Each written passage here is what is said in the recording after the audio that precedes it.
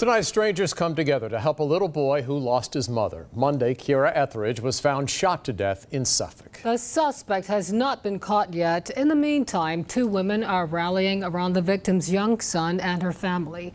Chanu Hur has the story. Two women, Lulu Forbes and Michelle Hall, say they were heartbroken by Kiara Etheridge's death because they have children around her age. But when they heard she had a son and his birthday was coming up, they knew they had to do something to help.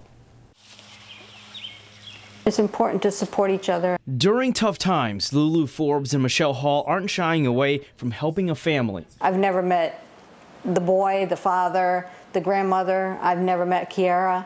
I don't know anything about them. That family is Kiara Etheridge's family. She was found murdered in Suffolk on Monday, just 23 years old and a mother of a 3-year-old son. I just said we're going to have a little party for this little boy, and it just blew up from there to everybody helping, everybody pulling together and helping. When she called, it was just, we just went from there. It was never even a thought. I didn't think about it. I just went along with it. These women started planning a birthday party for Etheridge's son Mason after hearing that his birthday is coming up next month. With the family's permission, they reached out to the community for help, and now dozens of people are helping them with donations to make a special day possible for Mason. And just from seeing the pictures, him and his mom seemed like they were always together. And so just something to at least take the sorrow away, the edge off, at least just for that day. This is a case of strangers helping each other, a concept Lulu and Michelle think all people should become familiar with. It's just how we should be. Just help where you can help, and it'll be returned to you. Just help. The party is July 15th at the Salvation Army in Suffolk on Bank Street. All are welcome to attend. Chanu Hur, 13 News Now. We have information on how you can make a donation to Mason's party. It is in our story on 13newsnow.com. A relief tonight for a family in Virginia Beach. The missing 79-year-old man we told you about earlier has been found. He is safe. Police had been looking for him since this morning. Again, he's back home. Just days after Kate Spade's untimely death, another shocking loss. This morning, internationally renowned chef and writer Anthony Bourdain was found dead in his hotel room in France. Bourdain apparently took his own life. ABC's Lydia Lopez has reaction from fans and friends who are devastated. A gifted chef, writer, and storyteller, Anthony Bourdain took his audience around the world, exploring food and culture. His memoir about the dark corners of New York's restaurant industry, Kitchen Confidential, putting him on the map.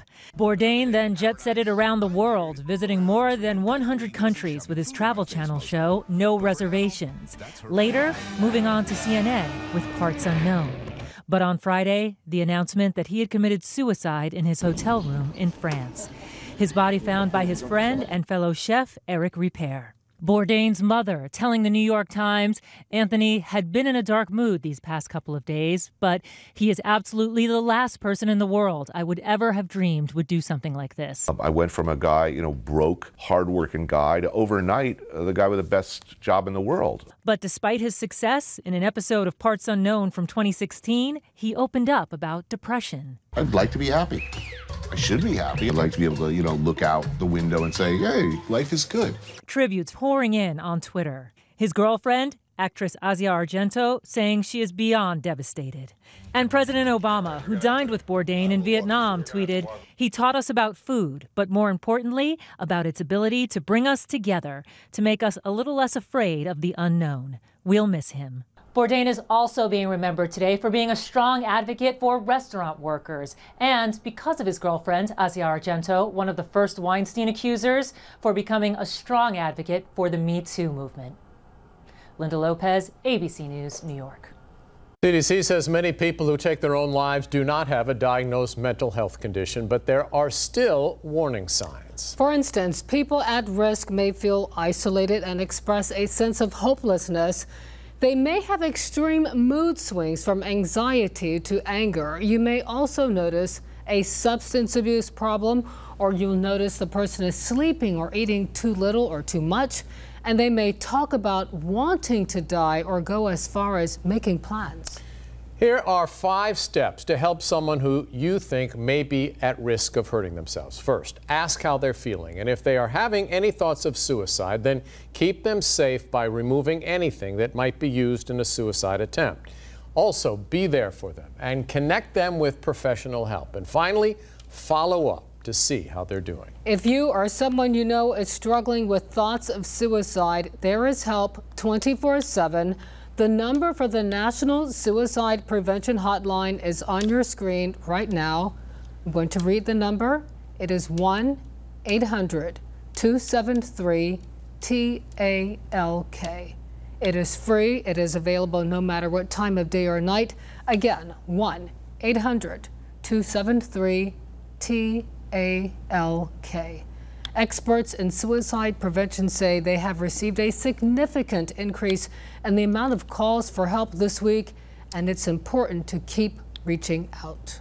Trash truck drivers accused of driving under the influence when he crashed into an Amtrak train carrying Republican members of Congress.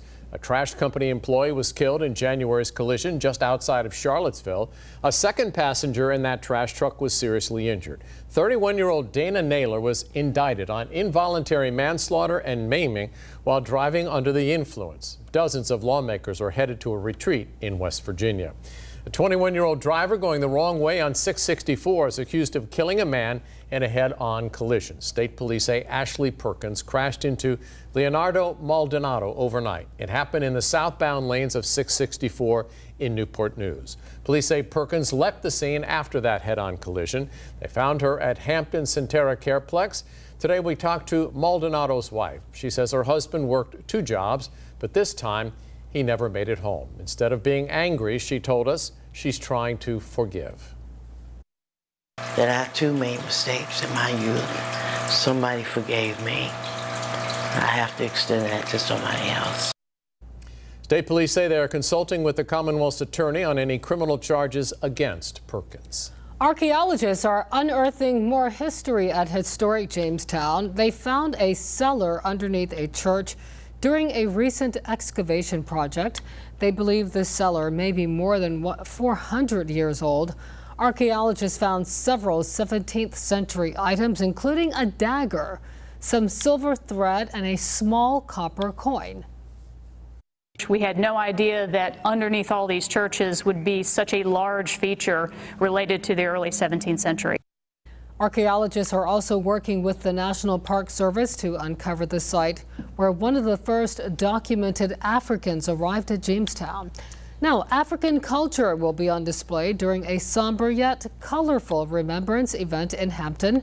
The event honors the African men, women, and children who died during the Middle Passage of the transatlantic slave trade. The goal is to learn about African American history and appreciate the culture. It starts at 11 a.m. Saturday at North 1st Street and Pilot Avenue on Buckrow Beach. It is free and open to everyone. Harborfest kicked off today, and the party is going to be going on all weekend long in downtown Norfolk. Here's a look at a time lapse of the events from today. We found there is something here for just about everyone. Really pretty video here. This marks the 42nd year of the event, which gives families a chance to celebrate all things nautical. Robert Boyd was there and shares some of the sights and sounds. Well, they don't call Norfolk the city of mermaids for nothing. These mythical creatures are just a splash of what you're going to see at Harborfest this weekend. From the deck to the sails to the crow's nest, all of these replica ships tell a story, like the Kalmar Nickel from Delaware. She spent most of her life as a Swedish naval vessel. Visitors become first mates as they climb aboard. It is simply amazing. This is my dream of being on a sailboat. Robert Hislop is trying to determine which of these nautical marvels will end up on his back next. He has rearranged half of my house into nothing but ships. Over on the Godspeed, children were learning that life at sea isn't always easy. Just ask the first English settlers to sail to Jamestown. Do you think you want to sail around the world someday now? I don't want to get hurt. And of course, while at Harborfest, there's always a chance you'll spot some pesky pirates off in the distance. We do these festivals up and down the East Coast year-round, and this is one of our favorites. After a long day of swashbuckling, there are plenty of food and drinks to enjoy.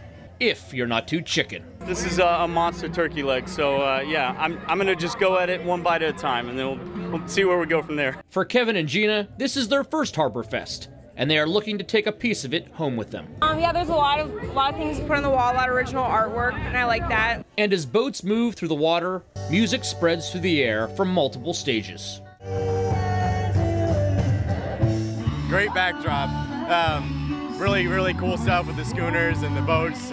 Really unique situation here. The Maritime Fun continues all day Saturday and Sunday. Come down to Harborfest or end up like him. About to walk the plank, Robert Boyd, 13 News Now.